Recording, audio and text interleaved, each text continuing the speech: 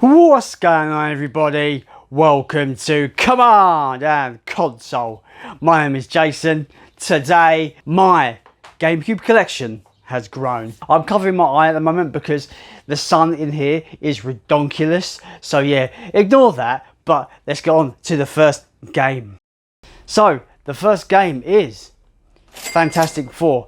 I don't actually know why I bought this game. It was a £5 Gamecube game, so I thought £5, why not buy it, right? Why not get it? I don't know. I looked up reviews of this and it doesn't seem to be terrible, which is surprising. It just seems to be bang average for a Gamecube game, which I'm actually alright with. I don't mind average games. 5 out of 10 games are perfectly fine. You know me, I love bad games. So if this is bad but kind of fun, who cares? But yeah, Fantastic Four, complete with manual, £5 in CEX.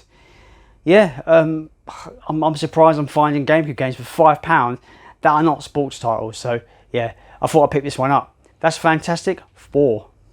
Next up is a World War II game, and that is Call of Duty 2, the big red one. I do miss these old like Call of Duties, man. Back when they were bloody awesome. And I'm not saying that the current games aren't awesome. I'm just saying that, I don't know, something about these older World War II ones are just so good. Call of Duty 1's pretty good. Call of Duty 2 is excellent. Call of Duty 3, I know a lot of people didn't really care for that one, but I thought Call of Duty 3 was fantastic. I'm not sure about these console ports though, because I've played Call of Duty 2 on the PC, so I don't know what this console version's like, but I thought, just to bolster my Gamecube collection, let's get a Call of Duty for the Gamecube. Complete with manual there, yeah. Looking forward to giving this one a go. Could be good. That's Call of Duty 2. This next game is a Marvel X-Men title that I kind of have fond memories of, but I don't actually remember the game at all, really. X2 Wolverine's Revenge. Another movie tie-in, X-Men 2 tie-in, but it is a Wolverine title. I do think this game was pretty decent, all things considered, when it comes to a movie tie-in game. I remember it being actually quite fun. So I'm looking forward to giving this a replay. You know, basically give myself a bit of a go down memory lane, I suppose. This was like £2 on eBay, like dirt cheap stuff, man, dirt cheap. Yeah, I couldn't believe my eyes when I saw this for £2, complete with manual. Yeah, maybe it's just a game that's just not really sought after and doesn't have value at all. It can't have value, it was £2. But I'm looking forward to reminiscing about this one and get my nostalgia fix on. I do remember this game a little bit. I remember having it on PS2 in particular, but I thought, £2, man, for a Gamecube game, I'm going to get this one. That's X-Men 2, Wolverine's Revenge. The next title is a Star Wars game, and it is Star Wars, The Clone Wars. I am looking to get all the Star Wars titles for Gamecube. There's about 7 titles that you can get for Star Wars on the Gamecube. I've mostly got all of them.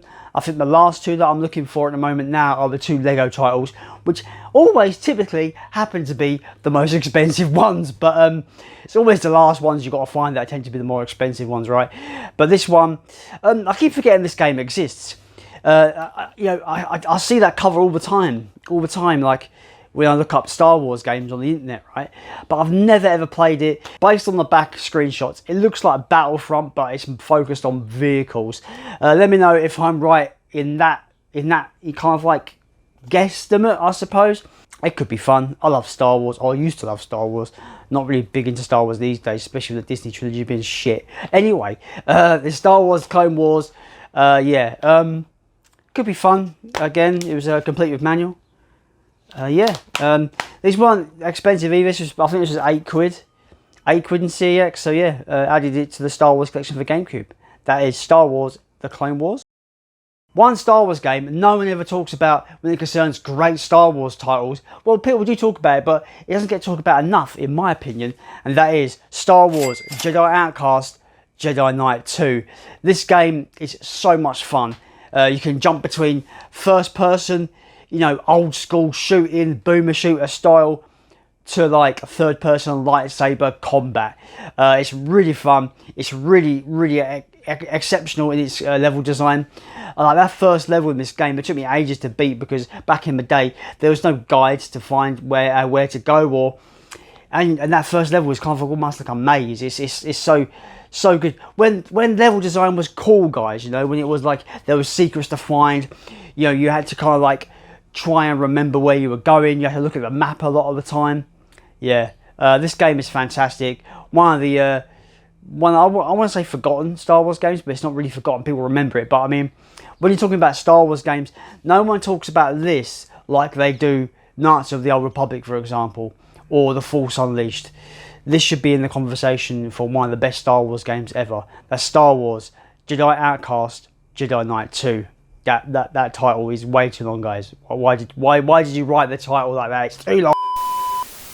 So the final game in this video, and thankfully my eye will be able to open and actually see the world. Star Fox Adventures, a game that I feel like was unfairly criticised when it came out, but I think it's a really fun kind of Zelda-like adventure title. Really fun. I really enjoy the combat.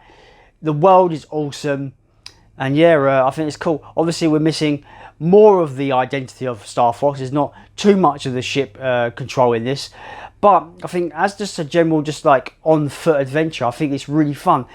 And it's got a really cool backstory to it. The history, it started life as a game called Dinosaur Planet, and then Nintendo kind of wanted to put their spin on Star Fox in there, and it became Star Fox Adventures. Yeah, one of the most underrated Rare titles, in my opinion. This was developed by Rareware, as it were. Yeah, I think it's one of their most underappreciated and underrated titles. I think this is really fun for what it is, in my opinion. Again, complete with manual. This is one game I've been looking to get for a while. I kept coming across the greatest hits version or player's choice version, and I hate those silver cases in the player choice versions in the UK here, guys. Yeah, but I'm glad I found the black label version. There is a lot of bangers on Gamecube that you can get without breaking your bank, so I really recommend getting Star Fox Adventures. I think it's a really fun game, underrated, underappreciated. That is Star Fox Adventures. So that is it, guys. That is a little addition to my Gamecube collection. I'm really having fun collecting Gamecube at the moment, guys. I'm always on the lookout for it. You know, it's not like the focus right now. I am more kind of focused on Project PS2 at the moment, and maybe some Xbox 360 stuff. But I'm always just quickly looking at Gamecube stuff if I can hopefully find it cheap. And thankfully, I found these really cheap. Yeah, you can't go wrong with like a £2 game. Like, you know, X-Men 2, Wolverine's Revenge for £2. I don't see myself, you know, not having fun there. And it's a game that I kind of have some kind of memory of. So it's going to be fun revisiting that. But yeah, guys, I think this just shows you that you can get some banger for your buck on the Gamecube. So that's it, guys. Let me know any of your thoughts in the comments down below. And as always, let's continue to build a Gamecube collection.